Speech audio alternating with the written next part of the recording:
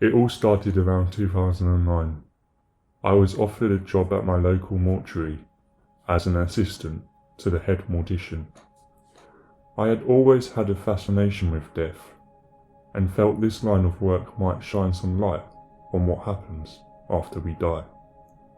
Now, looking back, I wish I hadn't been so interested, because the insight I got has scarred me for the rest of my life.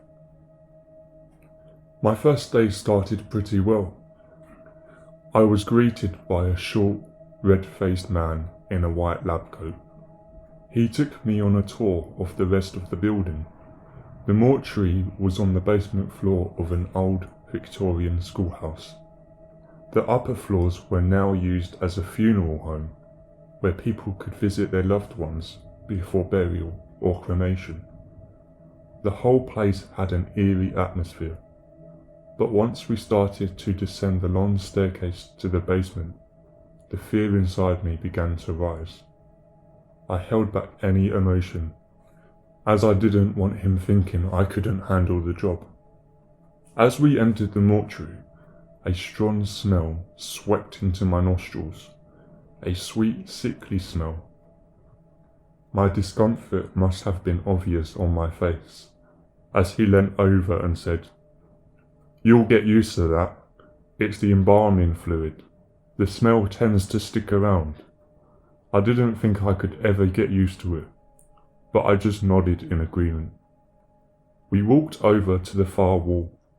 Large metal doors lined the wall in neat rows. He yanks the lock open, causing a loud metal clang to echo around the room. I felt the adrenaline hit my bloodstream as my heart started to thump. He slid a long tray out from within the wall. A fresh, white sheet covered the contents. As he peeled back the covering, a lady's face was revealed from underneath. I was surprised. It wasn't scary. She looked like she was sleeping. "So this is what we do for the families," he exclaimed. "We make them look presentable, so we don't upset their loved ones when they say their goodbyes." Again, I couldn't quite find the words, so nodded politely. "Right," he said, while pushing the tray back into place. "I know it's your first day, but I need to ask a favour." "Of course," I said, finally finding some words. "We had this child brought in this morning, who unfortunately passed away last night. The family have requested that for the first night, the child be kept company. I know it's a strange thing to ask, but would you do it? I have worked every day this week and I'm tired." I wasn't sure what to say. The idea of being here alone freaks me out, but the word "sure" seemed to slip out of my mouth. As night came around, he pulled on his coat and wished me a good night. The silence was audible. That loud static you get when no sound exists at all nearby. I took my phone out and started playing some games. Flappy Birds, I think it was. At least that would drown out the static. Several hours passed before I had realised, and it was around 2:30 AM now. A flashing caught my eye and made me look up from my phone. The fluorescent light directly above the child's body was gently flickering. "It's nothing," I thought to myself. "Just an old building." I was trying to convince myself. I got up from my chair to stretch my legs, as they had started to seize up from not moving for hours. I walked over to the child and thought about pulling the sheet back. Just a glimpse won't hurt, I thought, but I wasn't brave enough. My heart started to pound again just at the thought of it. Maybe this wasn't the job I thought it would be. Maybe I should just call that guy back and tell him I'm going home. As all these thoughts hit me at once, the light stopped flickering. Then bang! Darkness. It sounded like a fuse had blown, but I was now fixed to the spot. Fear had gripped my body and I couldn't move. Suddenly, I hear the metal creak in front of me. Something was moving.